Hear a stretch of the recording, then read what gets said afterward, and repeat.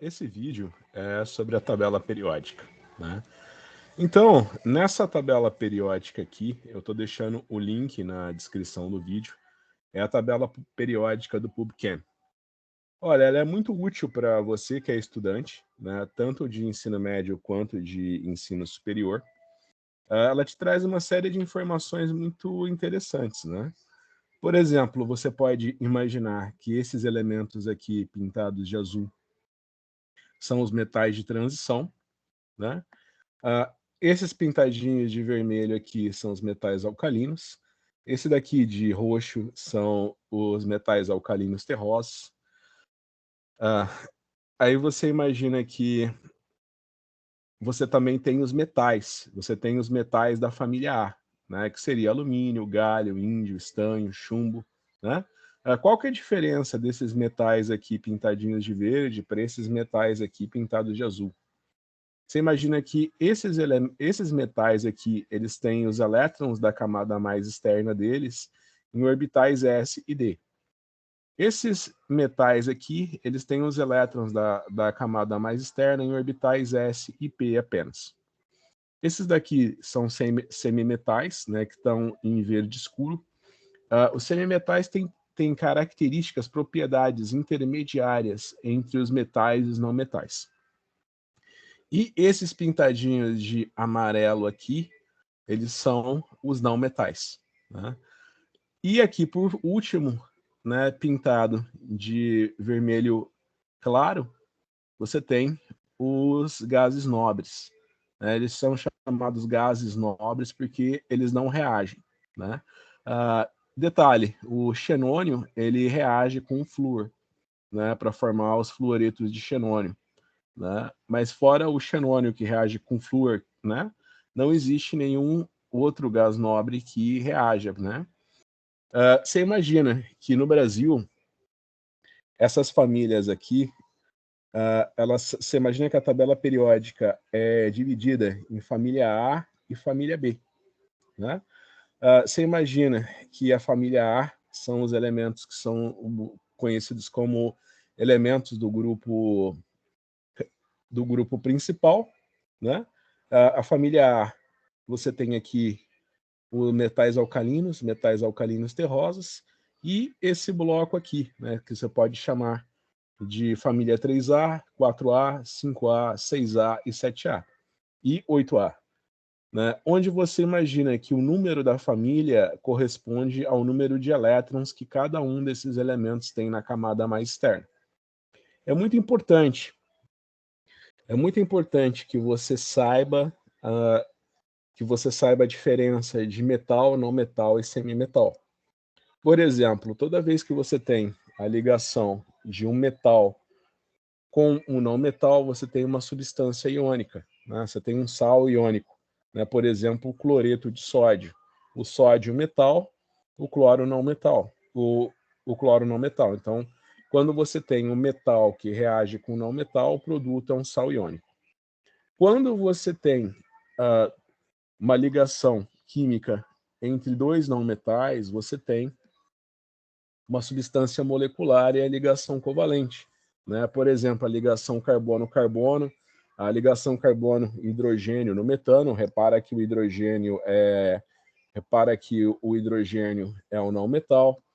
Por exemplo, tricloreto de fósforo, né? Você tem o cloro, que é um não metal, o fósforo, que é um não metal. Então você tem uma substância molecular com ligações covalentes, né? Então, essa daqui é a tabela periódica.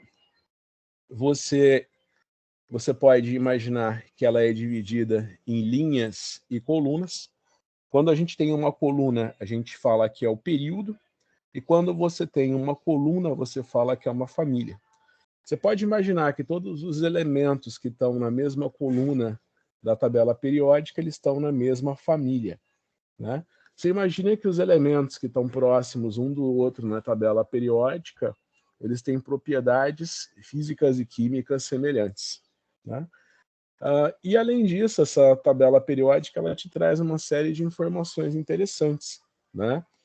Por exemplo, se você clicar aqui em cima do carbono, você tem aqui o número atômico do carbono, né? Então, o número atômico, né, você pode observar que todos os elementos que a tabela periódica, né, ela é os elementos químicos, né, eles são agrupados, né, em ordem crescente do número atômico. Então, o hidrogênio 1, o hélio 2, o lítio 3, berílio 4, boro 5, carbono 6, nitrogênio 7.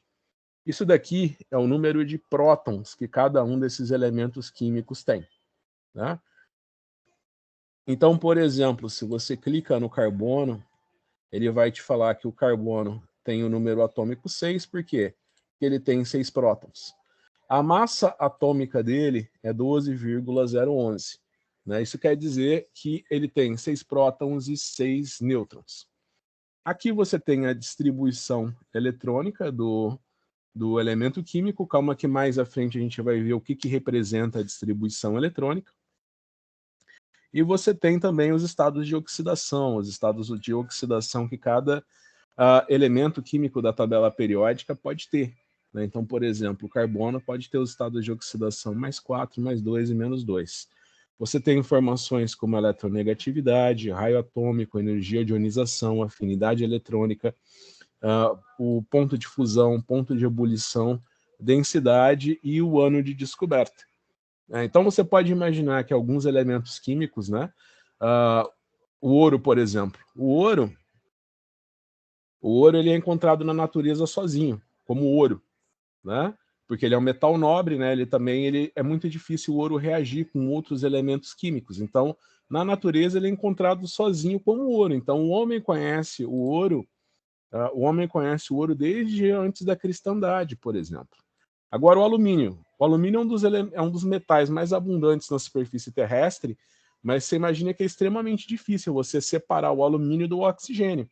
Então, demorou até que o homem tivesse tecnologia suficiente para separar o alumínio do oxigênio. Né? Então, se você clicar aqui, você imagina que ele é conhecido há muito tempo, mas que demorou um certo tempo até o homem conseguir separar o alumínio do oxigênio com o Charles Hall. Né? O Charles Hall foi o engenheiro que inventou um processo capaz de separar o alumínio do oxigênio e poder comercializar o alumínio, né? Tornar o uso do alumínio viável, né? Para fins comerciais. Então, essa foi uma breve apresentação da tabela periódica. Se você não está muito acostumada com certas terminologias, né? Eu falei para vocês que você tem aqui eu falei para vocês que você tem um número atômico que quer dizer o número de prótons. Você tem um número atômico que quer dizer o número de prótons que o elemento químico tem.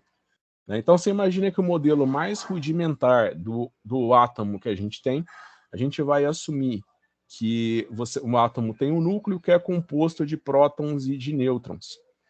Né? E uma nuvem eletrônica que é composta apenas de elétrons. Né? Você imagina que a massa do elétron é desprezível com relação à massa do próton e do nêutron, então você vai assumir que nesse modelo aqui, toda a massa do átomo está no núcleo e todo o volume do átomo está na nuvem eletrônica. Você pode imaginar que se você tiver um núcleo do tamanho de uma maçã, a nuvem eletrônica vai ser do tamanho do estádio do Maracanã, por exemplo. Né? Bem, então, essa foi a nossa introdução à tabela periódica. Nos próximos vídeos, a gente vai ver as propriedades periódicas de cada um dos elementos da tabela periódica. E continuar estudando essa tabela e ver como que ela pode ser útil para você entender as propriedades periódicas.